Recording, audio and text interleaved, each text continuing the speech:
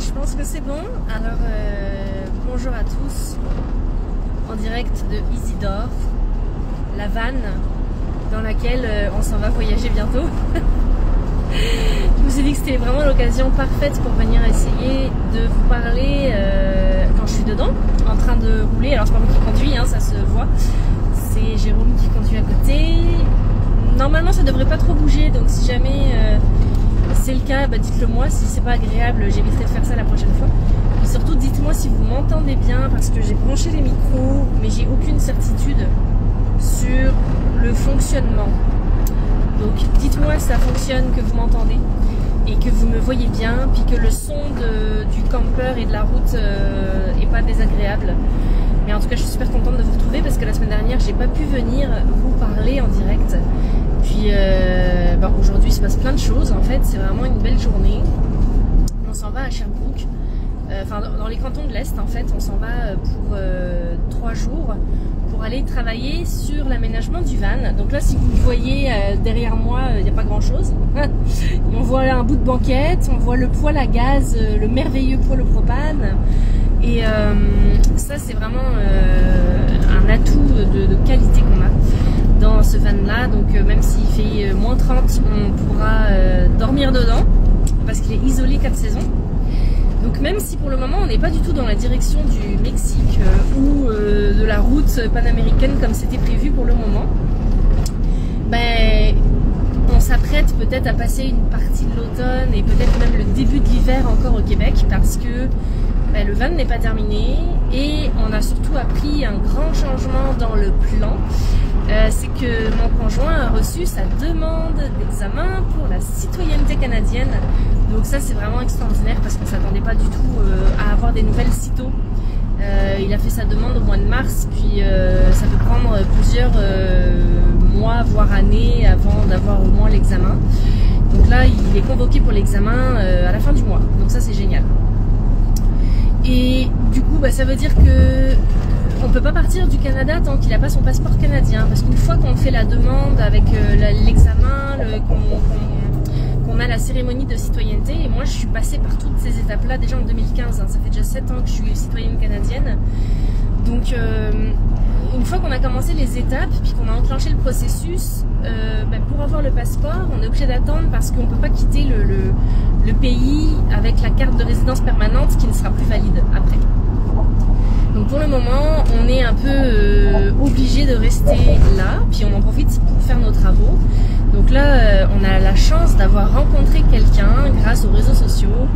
On a mis une annonce pour dire qu'on cherchait du monde pour nous aider à aménager et à bricoler sur le camion. Puis on a quelqu'un d'extraordinaire qui nous a répondu, qui habite dans les cantons, qui est menuisier ébéniste, puis qui a déjà aménagé 3 ou 4 GMC Savannah comme le nôtre, le même modèle que notre camion. Donc du coup il a déjà de l'expérience, puis bah, pour nous ça c'est vraiment extraordinaire. Donc on s'en va le rencontrer demain. On est vraiment excités. Et puis en plus on en profite pour aller faire un petit tour dans les cantons, voir des amis, rencontrer des gens qu'on connaît mais qu'on connaît pas parce qu'on les connaît juste sur les réseaux sociaux ou dans des circonstances qui fait qu'en vrai on s'est jamais rencontrés. Donc ça c'est vraiment extraordinaire. Eh bien, coucou tout le monde parce que là je vois qu'on est quand même pas mal. Allô Marie-Ève, allô Gégé, allô Laurent, allô Manon, allô Isabelle, allô Naomi. Merci d'être là avec moi en direct. Je suis super contente de pouvoir vous parler. C'est que du beau monde. Oui, je sais pas si on va t'entendre par contre parce que toi t'as pas le micro. Donc Jérôme disait que c'était que du beau monde. Ah ben on en a fait partir deux, tu vois. Donc là où je voulais en venir aujourd'hui, c'est que c'est bon, déjà il fait super beau. Puis c'est un lundi de congé au Québec. C'est ce qu'on appelle l'Action de grâce ou le Thanksgiving québécois, on pourrait dire. Donc c'est un moment dans l'année où on rend grâce, où on peut donner nos gratitudes et dire pourquoi on est reconnaissant. Et ce qui est encore plus particulier, c'est que on est le 10 du 10 aujourd'hui, on est le 10 octobre. Et ben c'est un portail important.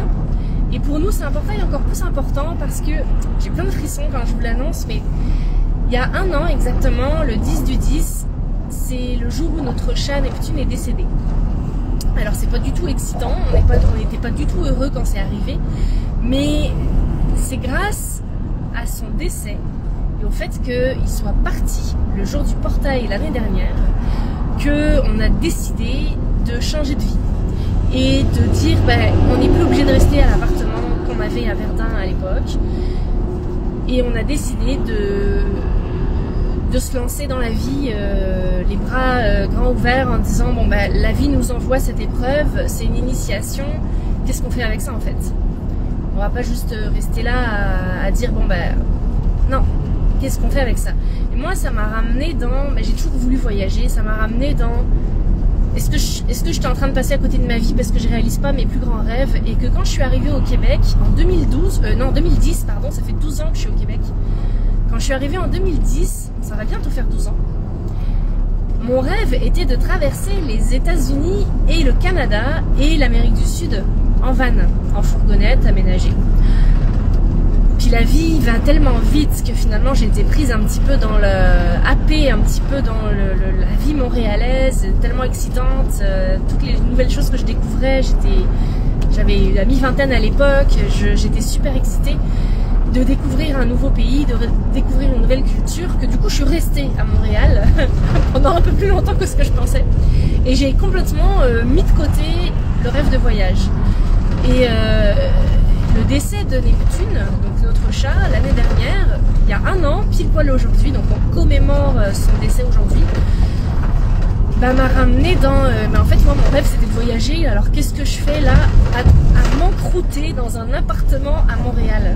Qu'est-ce que je fais là à m'encrouter, quoi?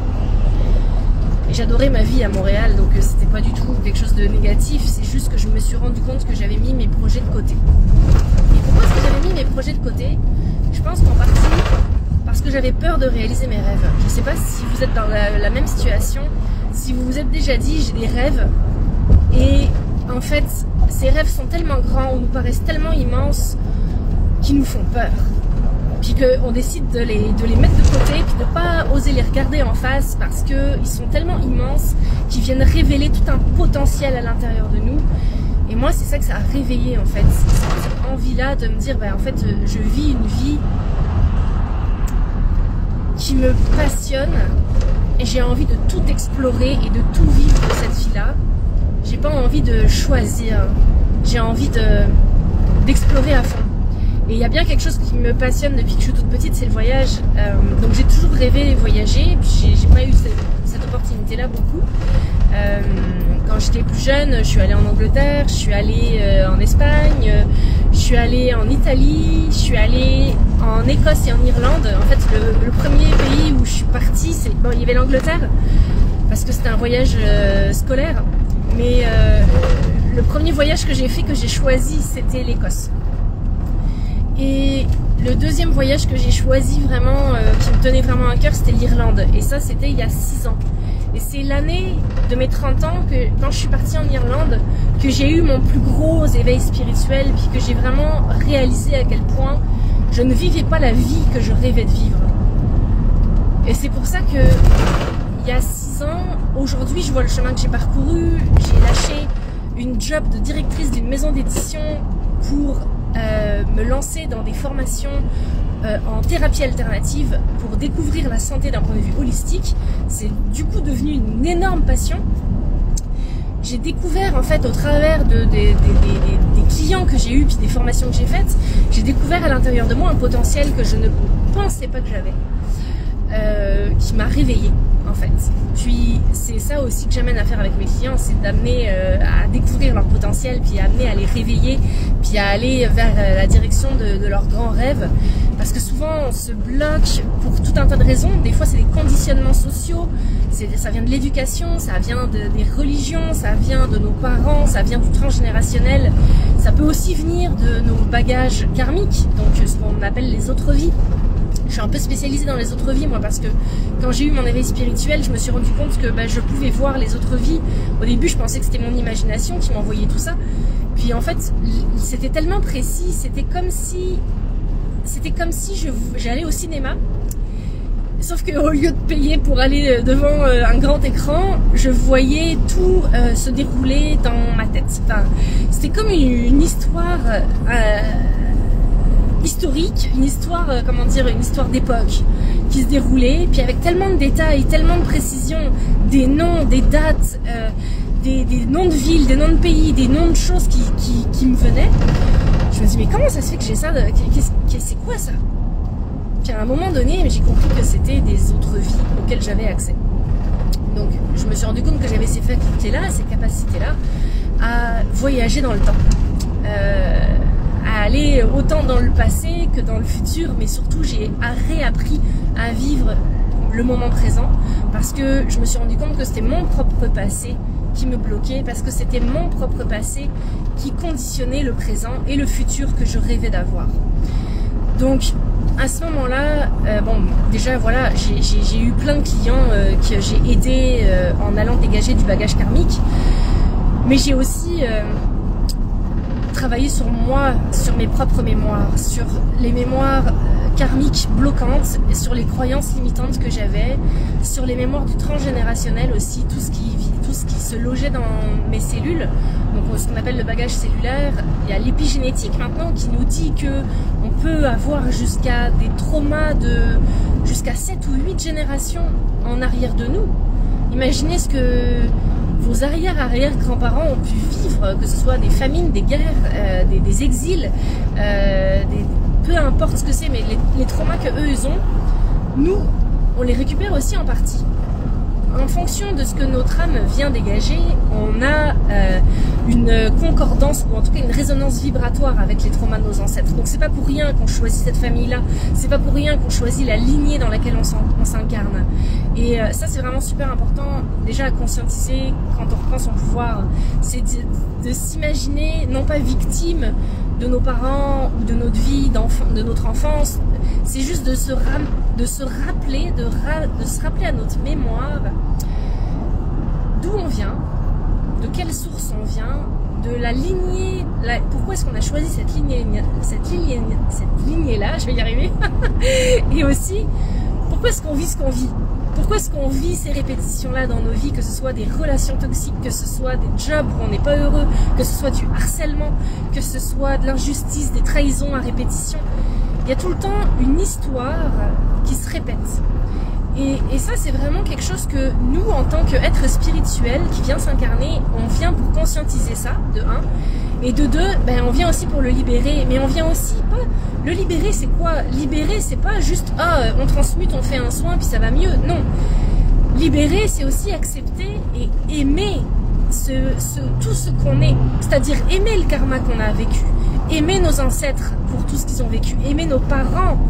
Et c'est pas juste leur pardonner, parce que pardonner au passé, c'est comme quasiment... c'est pas nécessaire en fait. On pense qu'on a besoin de pardonner, mais la seule chose à laquelle on a besoin de pardonner, c'est de pardonner d'avoir choisi cette incarnation-là. C'est la seule chose dont on a besoin de se souvenir, c'est qu'on est venu s'incarner pour une raison. Et que si cette raison-là, on n'en a pas conscience, on n'a pas conscience non plus du potentiel qu'on a. Et ce potentiel-là, notre être divin, notre soi ultime, notre nature profonde, ne veut qu'une seule chose, ne désire qu'une seule chose, c'est qu'on se réveille, c'est qu'on vienne réaliser tous nos rêves, c'est qu'on vienne créer la version du paradis terrestre qu'on a envie de vivre. C'est de vivre l'ascension planétaire dont tout le monde parle, mais que personne ne sait ce que c'est, parce que finalement, l'ascension, c'est quoi? Ça veut juste dire l'élévation. C'est une élévation de conscience, c'est une élévation de taux vibratoire, c'est une élévation de conscience. Et cette élévation de conscience-là ne peut se produire qu'à partir du moment où on prend déjà conscience qu'on n'est pas une victime, qu'on a le pouvoir 100%, qu'on est 100% responsable de ce qu'on vit, de nos émotions, de ce qu'on choisit, du point de vue qu'on peut avoir sur la vie, et que tout est une question de point de vue, de perspective sur la vie, parce que finalement, on a un pouvoir là-dessus. On a un pouvoir parce qu'on crée notre réalité avec les yeux, avec le regard qu'on met sur notre réalité et sur les jugements qu'on porte sur la vie. Et si vous n'aviez pas tous ces jugements-là sur votre vie, sur qui vous êtes, sur ce que les autres vivent, sur qu'est-ce que ça devrait être la vie selon vos points de vue à vous, vous vivriez peut-être une vie encore plus satisfaisante, avec plus de joie, plus de bonheur, plus de gratitude. Et aujourd'hui, c'est vraiment vers ça que j'ai envie de vous amener, c'est est-ce que vous pouvez déjà ressentir ou comprendre avec gratitude ce pourquoi vous êtes là aujourd'hui, le sens de votre incarnation. Est-ce que vous pouvez avoir de la gratitude, de la reconnaissance pour cette vie qui vous est donnée, qui vous est offerte, qui vous traverse, dans ce corps qui vous est donné, avec toute cette expérience, sans juger les apparences de l'expérience, sans rien juger, mais juste en l'acceptant, juste en disant oui. Et quand je vous le dis, je vous propose d'essayer de le ressentir, d'aller profondément en vous, de prendre une bonne inspiration, puis de dire oui, de dire merci, de dire oh, j'avais pas vu ça comme ça. Ok, aujourd'hui j'accepte de voir les choses différemment, j'accepte de reprendre ma vie en main, j'accepte s'il faut de me faire accompagner ou d'aller dans ma grande mission, ou d'aller dans ma raison d'être que je repousse parce que j'ai peur du jugement des autres, parce que j'ai peur de me faire rejeter. Souvent c'est parce qu'on a peur du rejet aussi, du jugement, qu'on n'ose pas vivre notre vie pleinement, qu'on ne s'assume pas. Je le sais, je suis super bien placée pour vous le dire. J'étais quelqu'un d'hyper coincé. J'étais hyper coincée et hyper rigide avant de comprendre que j'avais ce pouvoir-là de créer une vie merveilleuse. Et il n'en tient qu'à vous de faire le premier pas, puis ça commence avec une décision. Donc si aujourd'hui vous pouviez prendre une seule décision, celle de changer ce que vous avez envie de changer, d'aller dans la direction qui vous fait le plus vibrer, qui vous amène le plus de joie. Ce serait quoi cette décision-là? Ce serait juste de dire oui, ok, je choisis d'aller vers mes rêves, même si je ne sais pas comment encore, parce que je vois pas les solutions. Mais les solutions, elles vont se placer sur le chemin au fur et à mesure. Elles sont pas écrites d'avance, elles vont se placer. Puis tout au long du chemin, il y a des épreuves, il y a des initiations qui viennent tester votre foi, qui viennent tester votre résilience, votre capacité d'adaptation. La vie, c'est ça aussi, c'est être en mesure de rebondir, de prendre les tremplins que la vie nous envoie.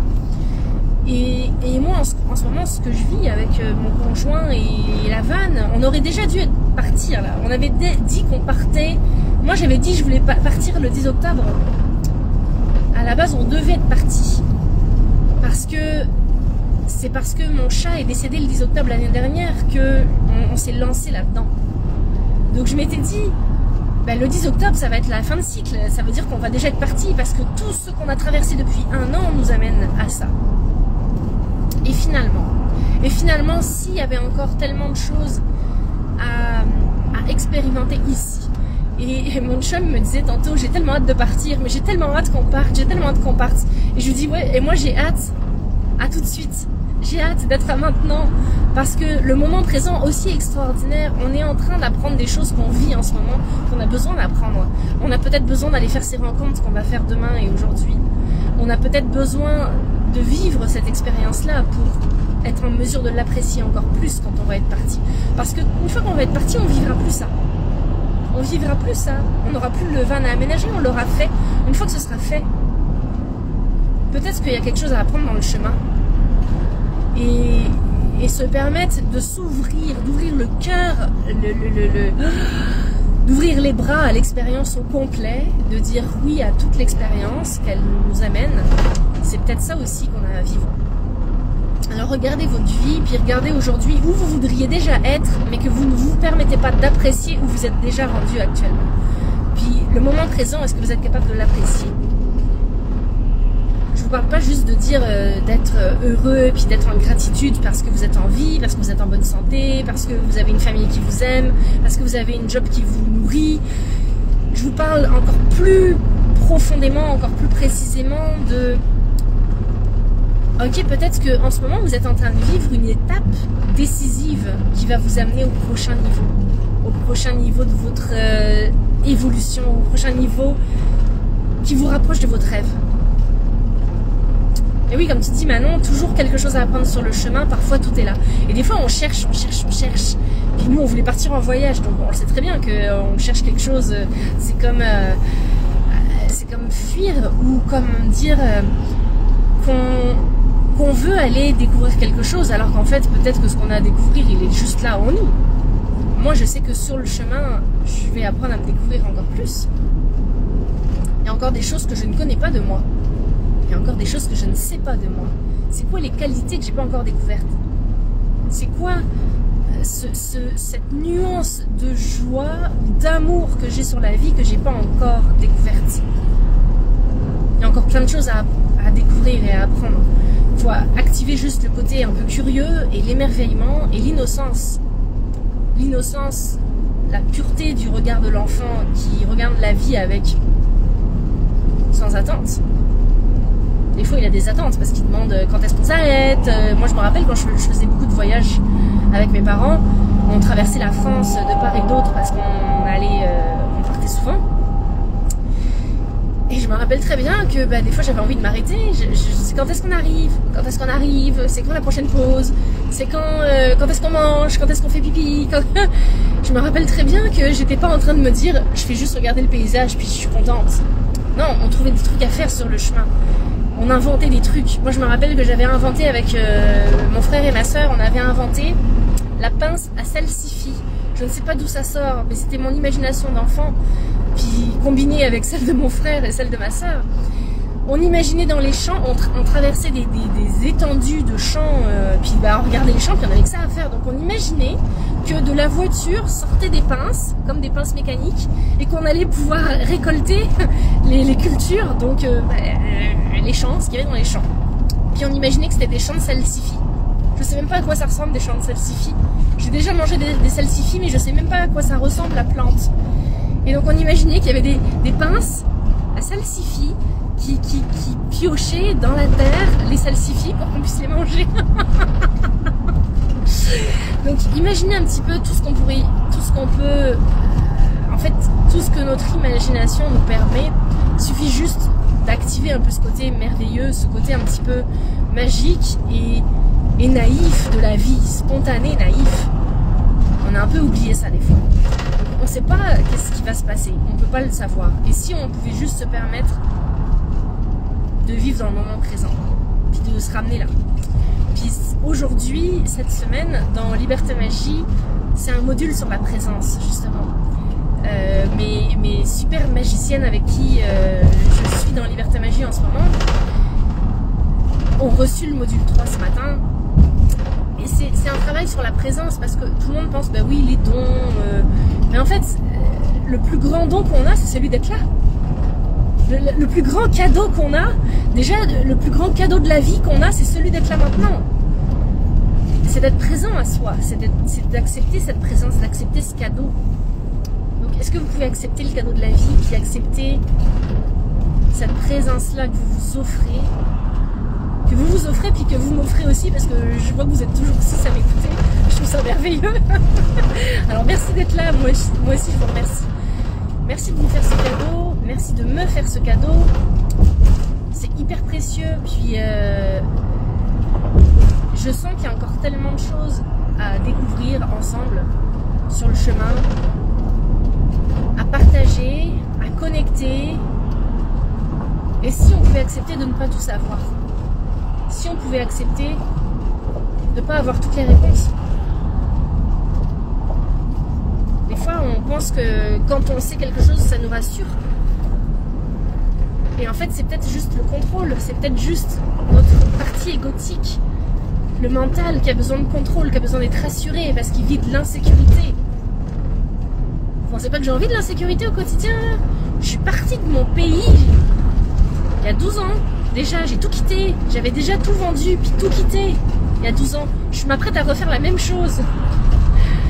Est-ce que c'est rassurant pour moi de faire ça? Non, mais c'est un appel tellement vibrant à l'intérieur d'explorer que j'ai pas envie d'éteindre ce feu-là.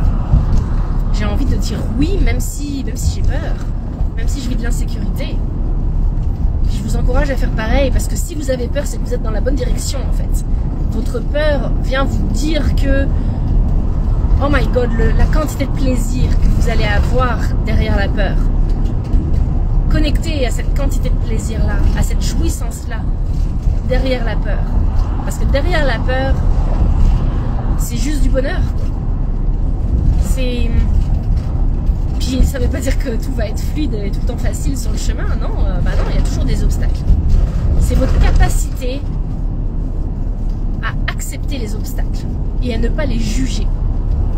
Il n'y a rien à juger. Il n'y a rien à juger, il y a juste à accepter. Et à continuer à vivre. Et sur le chemin, plus on continue, plus on apprécie ce qu'on vit, plus on se met à briller, plus on brille, plus on attire des personnes qui ont envie de vibrer sur la même fréquence que nous. Et c'est pour ça que je dis tout le temps que il y en a qui me parlent des fois de compétition ou de concurrence quand on est dans le milieu du coaching holistique. Moi, je crois pas du tout à ça. Je crois pas du tout à ça parce qu'on est tous uniques. Et parce qu'on a tous quelque chose de très très très particulier dans une vibration, une signature énergétique unique, une expérience de vie qui est unique, une vision de la vie qui est unique. Et c'est ma lumière, c'est ce que je vibre qui donne envie aux autres de venir me voir. C'est pas ce que je fais. On s'en fout de ce que je fais et puis de comment je le fais.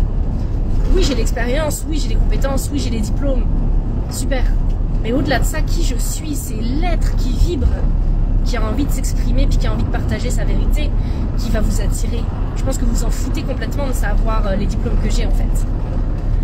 Et derrière ça, c'est peut-être aussi un message pour vous de vous dire, mais est-ce que vous avez vraiment besoin des diplômes pour être qui vous êtes?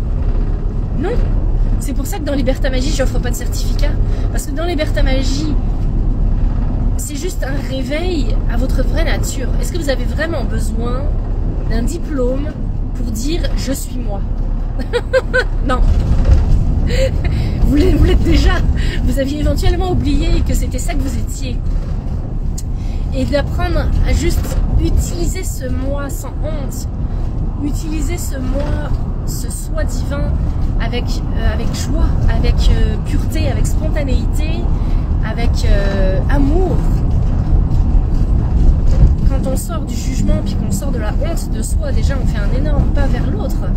Et c'est comme ça que l'autre peut nous trouver et peut dire « Waouh, Lucie, c'est avec toi que j'ai envie de travailler, ou c'est avec toi que j'ai envie d'explorer ces facettes-là de ma vie ou de mes blocages, mes croyances. » Parce qu'il y a une vibration qui fait que cette personne-là vient vers moi.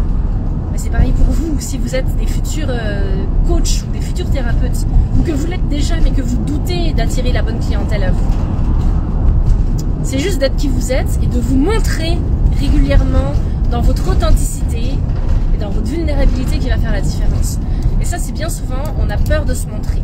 On a peur d'être soi parce qu'on a peur du jugement. Et ça, c'est quelque chose qu'on traverse tout au long de notre vie. Puis des fois, il y a différentes étapes. C'est sûr que du jour au lendemain, quand j'ai fait mes formations, je me suis pas dit du jour au lendemain, je vais faire des lives sur Facebook ou sur Instagram. Non. J'étais terrorisée à l'idée de le faire. Je me disais, oh mon Dieu, comment je vais faire pour m'exprimer? J'avais jamais fait de conférence de ma vie.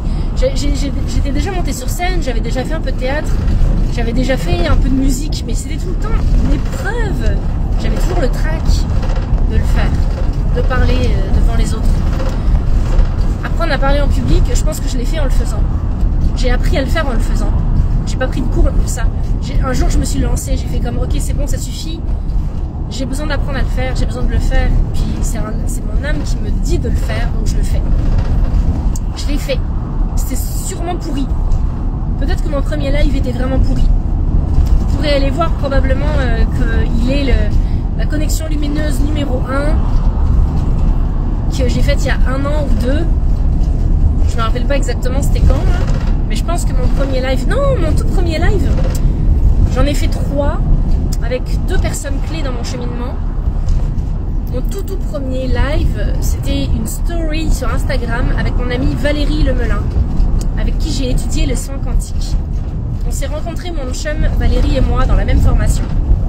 Valérie, c'est une âme extraordinaire, elle a un cœur d'enfant, c'est une âme généreuse qui fait des soins magnifiques. Et en fait, on a appris la même technique de soins, donc on se faisait des échanges de soins régulièrement. Puis elle était super présente sur les réseaux sociaux, elle avait une communauté extraordinaire, je pense qu'elle doit avoir 10 000 abonnés sur son compte Instagram. Moi j'en ai 800, puis quand j'ai commencé j'en avais 0. Et elle me dit, Lucie, on va faire une vidéo toutes les deux, on va dire ce qu'on vient de faire toutes les deux. J'étais comme, non, moi je parle pas de ce que je viens de faire là. Puis en fait elle m'a poussée, elle a pris la caméra, elle s'est mise à côté de moi, puis on a juste partagé un témoignage. Donc moi je lui ai fait un témoignage sur le son qu'elle venait de faire, que je venais de recevoir de sa part, et elle m'a fait un témoignage sur le soin qu'elle venait de recevoir de ma part. Puis juste ça là, mon cœur battait la chamade, j'étais en mode terrorisée. Je me demandais si j'allais pas avoir la tête coupée avant la fin de la vidéo. Puis quelques semaines après ou quelques mois après, je me rappelle plus, c'était en 2018-2019, dans ces eaux-là.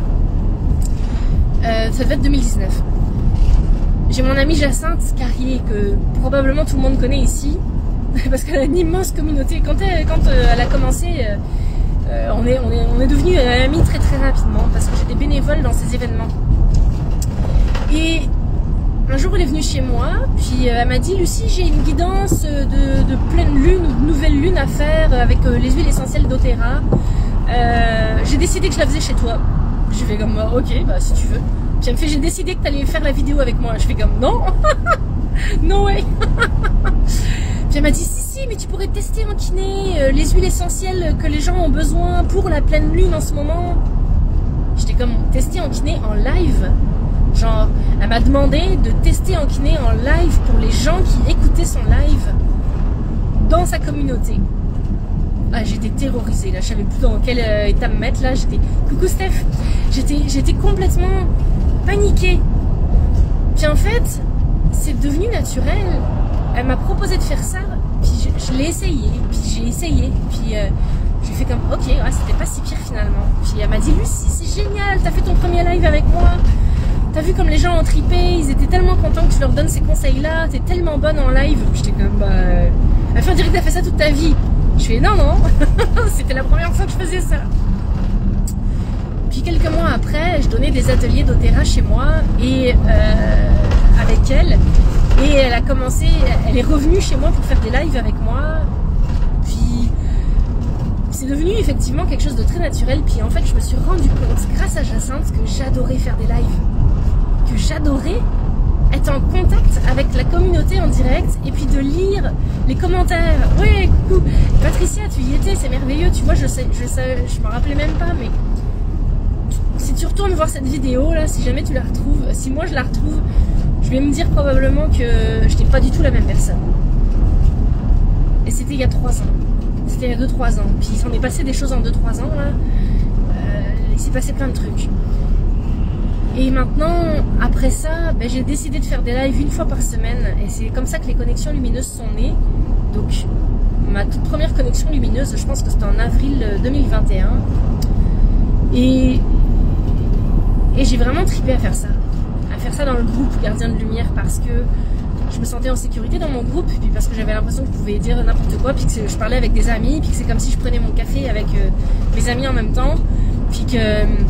vous pouviez en profiter comme si j'étais dans votre salon, puis que c'est ça la proximité que je cherchais, la connexion que je cherchais, dont j'avais tellement peur avant, la proximité, l'intimité avec les gens.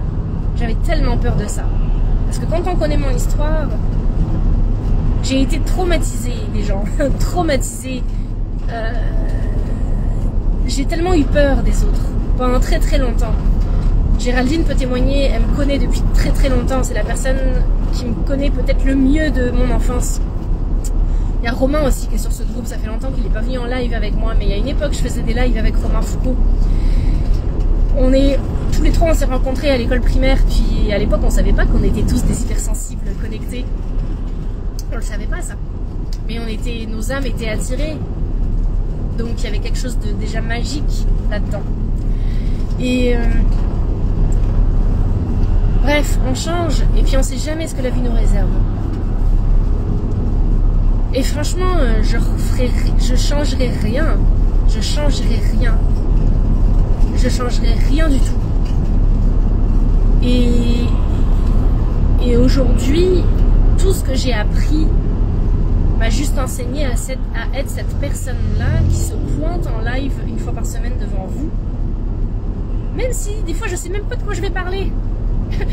Tantôt, non, je savais pas de quoi j'ai parlé. C'est sûr qu'il y a le sujet du portail du 10-10, mais au final c'est juste une excuse.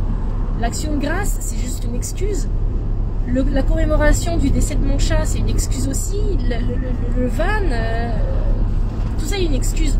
La vérité, c'est que j'ai besoin de venir connecter avec vous. Et c'est pour ça que ça s'appelle les connexions lumineuses. C'est comme ça que j'ai appelé mon moment de gloire en live là. Mais pourquoi est-ce que je fais ça aussi? Pourquoi est-ce que je vous le dis? C'est parce que le jour où vous allez avoir envie de vous mettre à faire des lives aussi. Puis Gégé, je sais que tu en as fait une, Géraldine, je sais que tu as fait tes premiers lives et tes premières vidéos il n'y a pas longtemps, je suis super fière de toi, bravo, parce que je sais ce que ça prend comme jus pour le faire. Mais au final, tu connectes avec les gens, tu connectes avec ta communauté, puis tu te fais des amis, comme ça. Il y a plein de gens que j'ai connus en live, comme Stéphanie Brown. Je l'ai connue parce que j'écoutais ses lives au début, puis je lisais ses posts sur les réseaux sociaux. Puis on s'est parlé, puis on a fait un échange de soins qui était extraordinaire. C'était magique. Il y avait une connexion d'âme très forte et très puissante. Puis Steph, elle vivait un peu la vie de mes rêves.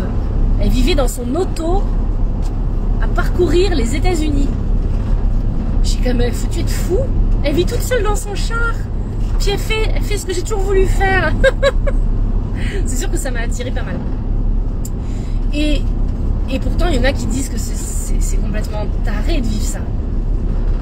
Et pourtant, c'est la meilleure chose parce que bah, tu vis, puis chaque jour de ta vie, t'as pas le même décor, tu rencontres pas les mêmes gens, tu changes de chemin, ton cerveau, tu crées des nouveaux réseaux neurologiques à chaque jour de ta vie quand tu fais ça. Donc, osez expérimenter les ouvertures de conscience que votre vie, votre âme veut vous faire vivre. Profitez du paysage, moi c'est ce que je fais, pendant que je vous parle, je profite du paysage, c'est merveilleux, j'adore cette formule. Ce qui fait que maintenant tous mes lives, je vais les faire quand je vais être dans le van. Préparez-vous. Voilà, et puis je pense que qu'est-ce que je pourrais vous dire d'autre en fait? Croyez en vos rêves, même si ça peut sembler fou. Maintenant, comment est-ce que je peux vous accompagner là-dedans? Si vous tripez à m'écouter parler, probablement qu'on s'entendrait bien si jamais vous avez besoin d'accompagnement. J'offre des soins karmiques. J'ai réouvert des places pour Karma Crush. J'ai décidé de faire ça hier. Donc la semaine prochaine, puis jusque fin octobre, je crois, il y a des places pour Karma Crush. Donc je pense qu'il y a un lien qui traîne quelque part là. Sinon vous me demandez le lien en privé. C'est un soin de libération karmique. Mais j'en ai déjà parlé plein de fois, puis c'est bien décrit sur la page. Donc si jamais ça vous intéresse, c'est une façon que je peux vous accompagner pour libérer vos mémoires du passé et pour apprendre à aimer votre passé et donc pour mieux vivre dans le présent et créer un futur, sauter dans la ligne de temps de votre plus haut potentiel. Voilà, c'est à ça que ça sert entre autres. Donc ça, c'est pas mal ça que je peux vous proposer. Puis l'accompagnement et l'écriture de livres aussi, c'est toujours quelque chose que je fais. Parce que ça, c'est mon ancien métier, mais c'est toujours une passion, c'est toujours une vocation que j'ai. J'ai été pendant 18 ans dans le milieu de l'édition francophone, en France et au Québec. J'ai été directrice d'une maison d'édition. J'ai accompagné des centaines d'auteurs à publier, à écrire leurs livres. Et j'ai mis au monde, j'ai accouché plusieurs milliers de livres.